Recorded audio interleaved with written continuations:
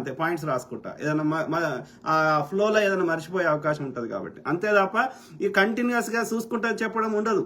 ఎందుకంటే నువ్వు దాని మీద వర్క్ చేసినావో దాని గురించి నీకు అవగాహన ఉన్నప్పుడు నీకు స్క్రిప్ట్ ఏం అవసరం? నీకు విషయం తెలిసినాక నీకు స్క్రిప్ట్ ఏం అవసరం? ఇప్పుడు నేను అడిగిన అన్నం ఎట్లా తింటావు అంటే నువ్వు ఎవడో చెప్పింది చెప్తావా? నీకు తెలియదా రోజు ఎట్లా తింటావో?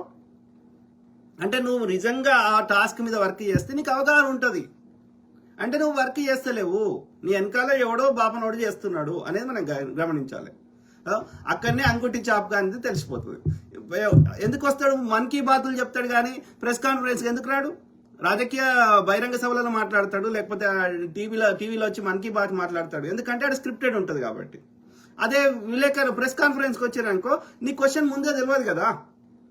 సో కాబట్టి ఆయనకు ఆన్సర్ తెలియదు, చెప్పలేడు. రాహుల్ గాంధీ అట్లా కాదు, మిగతా ప్రధానులు అట్లా కాదు. ఎందుకంటే వాళ్ళకి విషయం అవగాహన ఉంది.